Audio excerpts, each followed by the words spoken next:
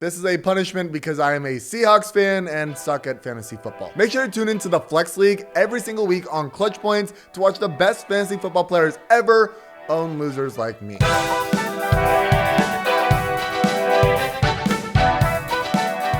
Welcome back to the Flex League, the only fantasy football league whose commissioner takes presents from kids on Christmas. I'm Todd Schaefer with your TFL updates after week 13, and Julian is back on his bullshit. More on that later though, because we're talking running back duos again. The NFL is seeing more and more joint backfields see the spotlight.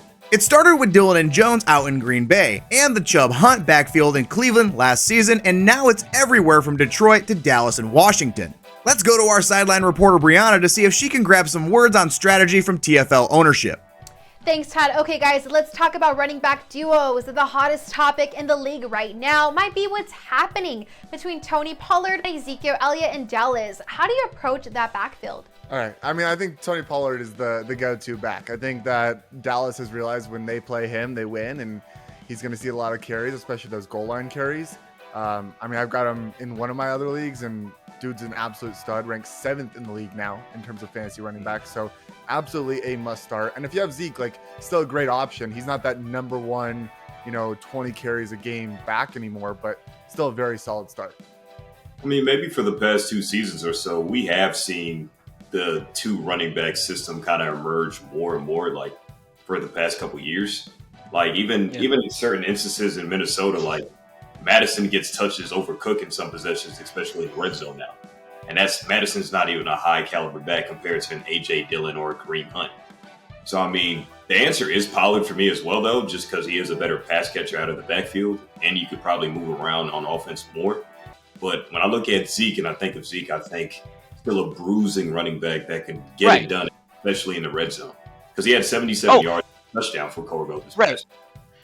Zeke is clearly the number 2 behind Pollard. Let's not get that. That's a very obvious answer at this point. This season and next season going forward for Dallas. I wouldn't be surprised if Pollard went over Zeke in most drafts next year regarding ADP. But I think people are starting to realize that the bell cow system really shortens the shelf life. It turns running back functionality into milk in terms of aging. So if you have 2 stud backs, the Lions realize it with Jamal Williams, the Cowboys are realizing it, the Packers took 12-13 games to realize it with A.J. Dillon, but they're starting to pick that shit up. So I think you're going to see this 2-back system more often than not going forward. Interesting take, boys. Back to you, Todd. Actually, Brianna, let's go right back to you because I do want to get some words from one TFL owner who does have 2 possible startable backs from the same team. Is Dante still there? Yeah, definitely, Todd. Yes. And now Dante is available for a statement. Dante, you're exiting week 13 with a loss, having left Rachaad White on the bench. Who could have won your matchup? He even outscored Leonard Fournette, who stayed in. I would have put Cortland in your flex and then subbed him out for Rachaad White. I gave you that advice last week. Julian, this question is more for Dante. And I do have to try some crazy things to see if I can pull a win out of my ass, right? But it's I didn't make the wrong starts here. The only thing that went wrong here is that Cortland Sutton didn't get a single fucking point, and Jerry Jeudy happened to be the one that got all the targets in the looks this week. It wasn't because of Fournette and fucking Rachaad White. But even with all the targets that Jerry Jeudy got, what did that amount to? 10 points? 10 fantasy points? I know what you're saying, but I wasn't going to start both the running backs. I couldn't do that. I couldn't start both the running backs. I just couldn't do it. I couldn't do it. In desperate situations calls for a desperate measure. I didn't know I was that desperate. I didn't know I was going to lose by 6 points. I didn't know I was going to lose by 6 points, Julian. Okay? If I did that, I fucking would have. All right? Okay? All that I'm saying is that I think it is a viable strategy. I'm 3-10 right now, alright? Cut me some fucking slack, alright? I'm fucking drowning right now. In terms of Tampa Bay, I don't see them as a startable 2-back set consistently. If you're in Dante's situation, sure, it makes sense. But if you're somebody who's about to make the playoffs, no. Your team is probably deeper than that, where you don't need to start both backs. Right. Deeper than that, but if you end up with 2, I don't hate starting them. Fair. If I end, I wouldn't say no to a trade for both backs depending on the system. Thank you again, boys. Todd, looks like you got your Rage Monster dose from Dante this week. That I did. Thanks, Brianna. More on that later, though, because we do have another dose of good news from AJ, who's wanting to talk about other surprising fantasy duos from the wide receiver position.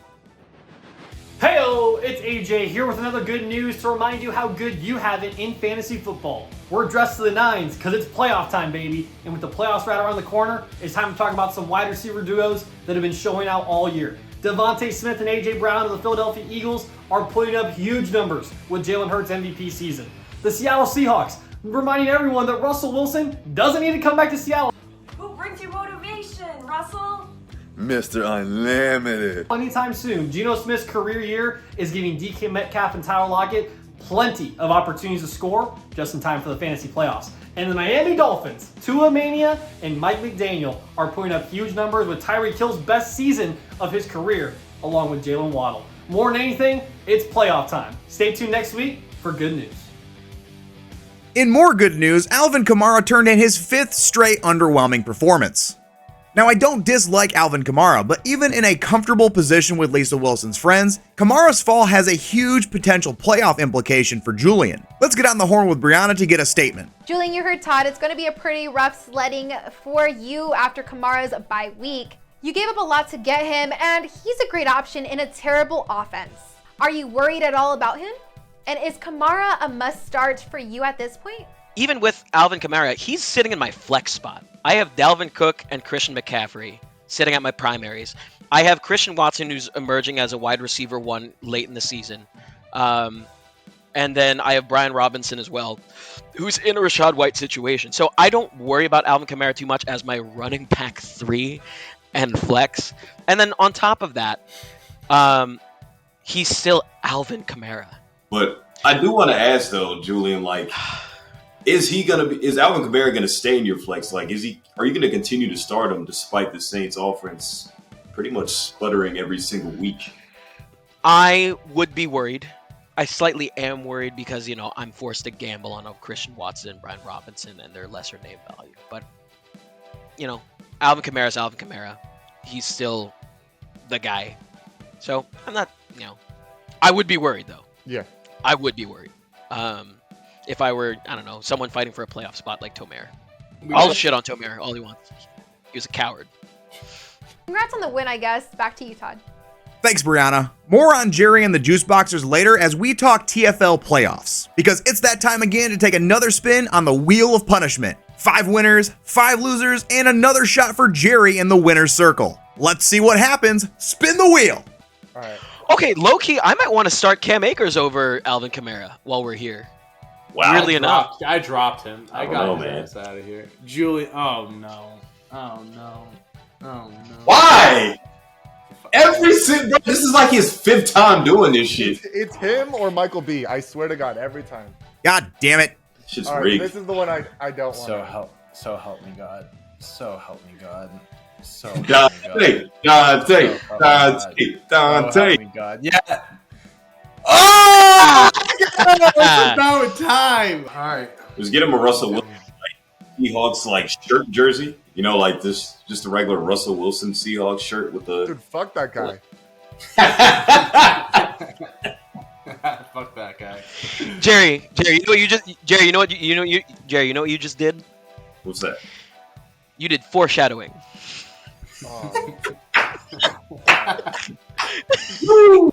Oh, and Dolan finally gets a hit. What's his punishment, Julian? So Dalton's challenge is going to be very, very simple. I'm not going to make him eat anything spicy. I'm not going to make him embarrass himself. That's not true. I'm going to make him embarrass himself in front of all of his fellow Seattle fans. Get ready, Dalton. You're about to be exiled from the 12th Man Brigade, baby.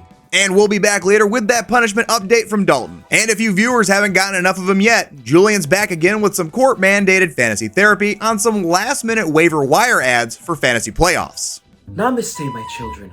Welcome back to Fantasy Therapy, where I, Juju, help you unfuck up your fantasy football season. We want to talk about some last-minute waiver wire ads that you might have if you ended up picking Cooper Kupp or anyone else that got injured for the rest of the year. Now, while the cupboards are pretty bare, there's a little bit that we can still add to help spice up our fantasy teams a bit.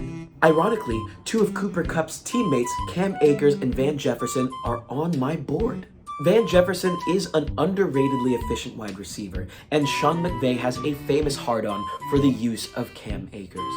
If you're struggling at tight end, you might want to try Evan Stonehands Ingram. He's not dropping passes anymore and is a favorite target of Trevor Lawrence in Jacksonville. And if you are struggling at quarterback, do not be scared of Brock Purdy. Any quarterback in the Niners system is going to be relatively efficient because their weapons are absolutely god tier. Good luck this offseason, and namaste. Before pouring one out for one of the most beloved TFL teams as the fantasy playoffs approach, let's take a moment to talk injuries. 2 potentially devastating lower body hits in Week 13 came to Lamar Jackson and Jimmy Garoppolo, potentially leaving teams without a quarterback for the postseason. What do you do as a fantasy owner? Do you pivot to a backup like Tyler Huntley? Who do you trust? Who do you pick up? Let's go to TFL ownership for their thoughts. If you're a Lamar owner, you have a second quarterback. Like, Yep. You're expecting injury. You know what I mean? I don't think that any real Raven outside of like Lamar and Mark Andrews were startable anyway in most cases. And now they are extremely not startable.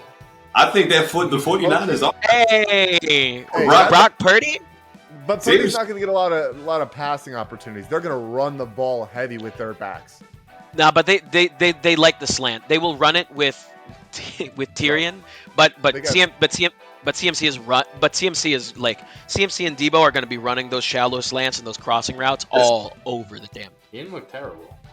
I think you have a higher ceiling on like a Mike White, but the way that I see Purdy, Purdy is Taylor Huntley, but with way better weapons and a way better run offense. Finally, let's get into sadder news now, as one of the most uplifting TFL stories comes to an abrupt end as Jerry and the Juiceboxers playoff bid ends in a heartbreaking fashion. They toughed out a commending win over Vin and league best team Too Legit to Quit, but the Mahomes Depot also won their Week 13 matchup. Let's get some words from the league owners on this tough loss for the Juiceboxers. You did have a big win, although AJ also had a big win, which means that 1%, Jerry, that 1%. Hey, I'll see you in Cancun. We're gonna be chilling while they're in the playoffs. So we're gonna be chilling on the beach, having some pina coladas. You know what I mean? Just soaking up the sun, baby. Just soaking up the sun. I did beat Vin, and that deserves some damn applause for the week. Oh, absolutely. Only his third loss on the season. Yeah. Hey, I'm one of the losses, man. I did what I had to do. Allen had a subpar game. Like, Jonathan Taylor, I thought kind of fucked me, but the Dallas defense stepped up and put the game out of reach, man. Cool. Yeah. Jerry, your it's the story of just so much, but just a little bit too little, a little bit too late. Yep. Like Keenan Allen chose the wrong time to wake up, to where it's like the most heartbreaking thing in the world. But you did expose Vin's team for the world. The Dolphins are in trouble. So I'm even more confident in my chances this postseason. So hey Jerry, Tyler Lockett's looking real nice for you. Just want to let you know. Yes, he is. Hey, shout out to Dalton, man. Dalton hooked me up, man. You got me right. Yeah. I knew you'd never see me wrong. Yeah. Hey, I had a rough start to this season, like TFL in general. I had a very rough start, so I kind of bounced back a little bit. I think I went on a little 3-game win streak, whatever it was, but my 1%. Doug, and your boys in the backfield kind of underperformed too. JT and Aaron Jones. They did. Like in the teens again, and you still won. Bro, let's be honest. Tyler Lockett going for 27 and Keenan Allen going for 20. Dallas's defense going for almost 20. That's big. Hats off to you, Jerry. Maybe use your picks better next time. We'll leave you with some Wheel of Punishment footage from the biggest Seattle fan in the TFL ownership. Once again, I'm Todd Schaefer, and we'll see you next week. Here are 3 reasons why the Broncos actually won the Russell Wilson trade. First, Russell Wilson is better than Geno Smith. Sure, Geno has beat him stat-wise this season, but Russ has a much bigger track record of success. His potential is unlimited. Second, Denver has better weapons than Seattle. You're telling me you wouldn't take Judy, Sutton, and Williams over who? DK, Lockett, and Kenneth Walker? Come on. And 3, this is a punishment because I am a Seahawks fan and suck at fantasy football. Make sure to tune into the Flex League every single week on Clutch Points to watch the best fantasy football players ever own losers like me. My name is Dalton Brock, Seahawks fan, Broncos country, let's ride. Also, I'm glad that the Sonics moved to OKC.